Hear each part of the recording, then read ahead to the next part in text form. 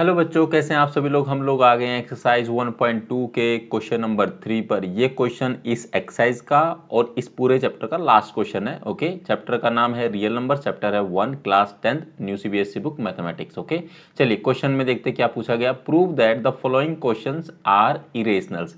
हमको ये 3 पार्ट दिए 1 2 3, ठीक है। इनको प्रूव करना है कि ये इरेशनल्स है, ठीक है। इस तरह क्वेश्चन हम लोग पहले भी कर चुके हैं, पार्ट 1 मतलब इसी का क्वेश्चन नंबर 1 और question number 2 and introduction part में भी हम लोग बता चुके हैं।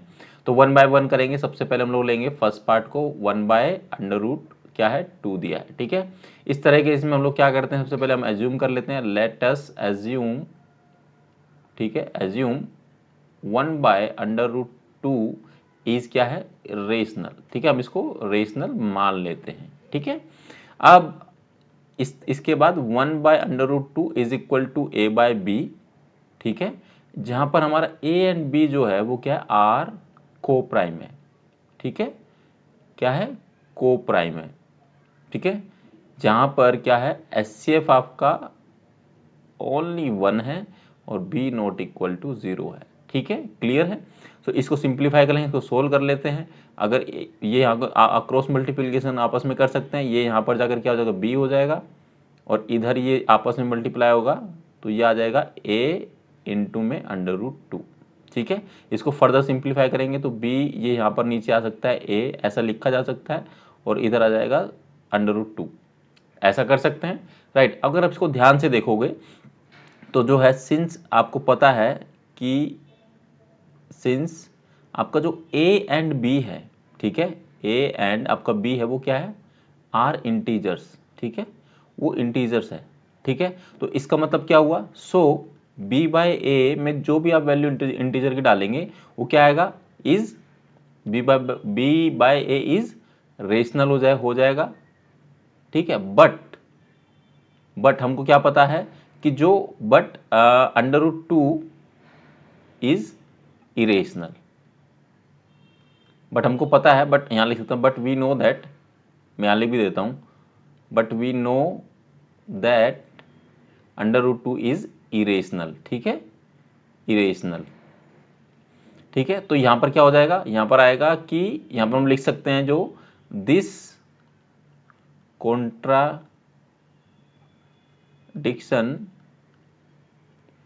केम अप बिकॉज ऑफ आवर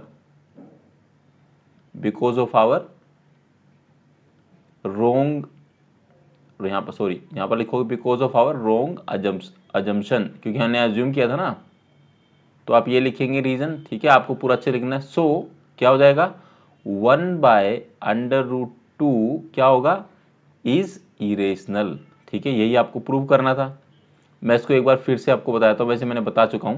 देखिए जब भी इस तरह क्वेश्चन आपके पास आएगा कि जहां पर आपको प्रूव करना होगा इस तरह के नंबर को जो कि इरेशनल से, हमको वैसे पता कि इरेशनल से, बट हमको प्रूव करना है, तो प्रूव करने के लिए क्या करेंगे, सबसे पहले उसी नंबर को हम लोग एज्यूम कर लेंगे कि रेशनल से, ताकि वो बाद में जाके कॉन्ट्राडिक्ट आ जाए, मतलब एक लास्ट में जाके ये कॉन्ट्राडिक्शन क्रिएट हो जाए, जिससे कि हम लोग कह सके कि ये इरेशनल है, ठीक है। जैसे कि हम लोग क्या किया, यहाँ पर रेशनल मान लिया है, 1 by under root 2 is equal to 1 A by B लिखेंगे, जो कि ए एंड बी आपका क्या है को प्राइम है। को प्राइम का मतलब होता है जिसका एचसीएफ हाईएस्ट कॉमन फैक्टर जो है 1 ही होता है और बी नॉट इक्वल टू 0 होता है, ठीक है। इसको सिंप्लीफाई कर लेते हैं। सिंप्लीफाई करने के पास हमारे पास आता है B by A is equal to under root 2। अब आपको पता है कि ये तो इरेशनल है, बट ये जो वैल्यू आएगी, ठीक है, वो क्या होगा आपका रेशनल होगा। मतलब यहां पर क्या है कि ये दोनों आपस में क्या इक्वल नहीं है, मतलब ये इरेशनल है, ये मतलब रेशनल है, ठीक है। तो सिंस हमको पता है कि ए एंड बी जो है आर इंटीजर्स, जो इनकी वैल्यू है वो इंटीजर्स होगी। अगर इंटीजर वैल्यू है तो हमारे पास जो भी रिजल्ट आएगा इसका वो रेशनल ही आएगा, ठीक है। But we know that under root 2 is irrational, हमें पता है कि अंडर रूट क्या है इरेशनल है। तो डिस कॉन्ट्राडिक्शन केम अप, एक कॉन्ट्राडिक्शन आता है बिकॉज ऑफ आवर रोंग, जो कि हमने यहाँ रोंग ये एज्यूम किया था, ठीक है। तो इससे पता चलता है कि जो 1 बाय अंडर रूट 2 है वो इरेशनल है, ठीक है बच्चों। चलिए सिमिलर मैनर वे में दूसरा पार्ट करेंगे। हम लोग ये ले लेते हैं 7 इंटू में अंडर रूट 5, ठीक है। तो हम लोग लेट अस एज्यूम, ठीक है, एज्यूम कर लेते हैं आपका 7 अंडर रूट 5 जो है वो क्या है इज रेशनल है, ठीक है। ये होगा आपका रेशनल हो गया, क्लियर है। सो हम लोग यहां से लिख सकते हैं कि 7 इंटू में √5 is equal to a by B, ऐसा कर सकते हैं। a एंड b यहाँ पर हम लिखेंगे r क्या है, को प्राइम है, ठीक है, ये लिखेंगे को प्राइम में, ब्रैकेट यहाँ पर क्लोज हो जाएगी। इसको सिंप्लीफाई कर लेते हैं, इसको जब इससे मल्टीप्लाई करेंगे तो आपके पास क्या आएगा बच्चों, ये आएगा 7b√5 is equal to a, ये आएगा। इसको फर्दर सिंप्लीफाई करना है, मतलब ऐसा ये तो लिख ही सकते हैं। अगर हम लोग यहाँ पर क्या करें, इन दोनों को 7b को उसके नीचे ले जा सकते हैं, बेसिकली इसी को इसके नीचे लेके आना था, तो यहाँ पर लिखेंगे √5 is equal to a by 7b, ठीक है, a बाय 7b। अब आपको पता है, जैसे कि हम सेम रीजन लिखेंगे, ठीक है, मैं यहाँ लिख देता हूँ आपके लिए, आप वैसे खुद से भी कर सकते हैं। सिंस a एंड b क्या है, आर इंटीजर्स है, ठीक है, मतलब ये वाला जो पार्ट है ये तो इरेशनल है, दिख ही रहा है, ये रेशनल आएगा चाहे जो भी वैल्यू आप ए बी की डालेंगे, वो क्योंकि वो इंटीजर्स है, ठीक है, इंटीजर्स है। सो जो a बाय 7b क्या है, इज क्या होगा, रेशनल आएगा, ठीक है, इज रेशनल होगा, ठीक है। बट क्या है, हमको पता है, वी नो दैट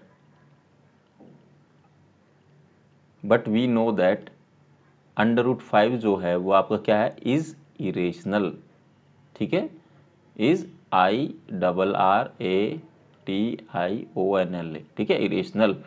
सो यहां पर रीजन लिखेंगे, दिस कॉन्ट्राडिक्शन, ठीक है, केम अप, ठीक है, आया है बिकॉज ऑफ आवर, किसकी वजह से, because of our wrong assumption, ठीक है, जो कि हमने because of our wrong assumption, ठीक है, जो कि हमने माना था ऊपर, ठीक है। तो यहां पर लिख देंगे, सो 7 इंटू में √5, 7 √5 क्या होगा, इज इरेशनल, ठीक है। क्लियर है, मेरी राइटिंग ज़्यादा अच्छी नहीं बट आपको समझ में आ रहा होगा। अब हम लास्ट पार्ट करेंगे। लास्ट पार्ट में मैं सिंपली आपको बता देता हूँ, बाकी आप रीजन वगैरह खुद से आप लिख लेंगे, ठीक है। मैं इसको करके दिखा देता हूँ लास्ट वाला पार्ट। लास्ट वाला पार्ट का में क्या है, 6, थर्ड पार्ट जो है आपका उसमें दिया 6 प्लस में √2, ठीक है। सबसे पहले हम लोग एज्यूम कर लेंगे, so let us assume 6 plus √2 is rational, ठीक है बच्चों, क्लियर है, समझ में आ रहा है। अब हम लोग क्या करेंगे, 6 प्लस √2 इसको लिखेंगे is equal to a by P, clear है। a एंड b क्या है आपका, r को प्राइम, ठीक है, स्पेस कम है तो मैं इसको इसलिए लिख रहा हूं ऐसे, ठीक है, ये क्या है, को प्राइम है, ठीक है। अब इसको सिंप्लीफाई कर लेते हैं। सिंप्लीफाई करेंगे तो क्या करेंगे, आप लोग सिंपली इसको क्या कर सकते हैं, यहाँ से इसको अगर आप इसको सोल्व करते हैं तो बच्चों कैसे आएगा, आप देखो कि ये है आपका, इसको √2 ऐसे लिख सकते हैं, और ये क्या है, a बाय बी है, और ये इधर क्या हो जाएगा, माइनस का क्या हो जाएगा, 6 हो जाएगा, ये b है, ठीक है, ये माइनस का 6 हो जाएगा इधर आके, यहाँ पर 1 लिखेंगे, यहाँ पर आएगा आपका √2, ठीक है।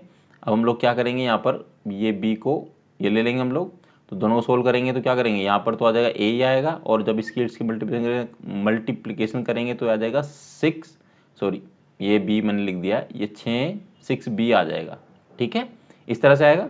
तो हम लोग यहाँ से अगर ध्यान से देखें तो ये तो हमारा इरेशनल है और ये हमारा रेशनल है, क्यों, क्योंकि सिंस यहाँ पर सेम रीजन लिखेंगे, ठीक है, सिंस a एंड b वो क्या है आपका, आर इंटीजर्स है। आई होप कि अब आप आगे आप कर लेंगे, ठीक है, इंटीजर्स है, चलो मैं कर ही देता हूँ, ठीक है। सो हमारा जो a माइनस 6b बाय जो b है, ठीक है, वो हमारा क्या होगा, इज रेशनल होगा। आप कोई भी वैल्यू यहाँ डालेंगे a और b की, वो रेशनली निकल कर आएगा, ठीक है।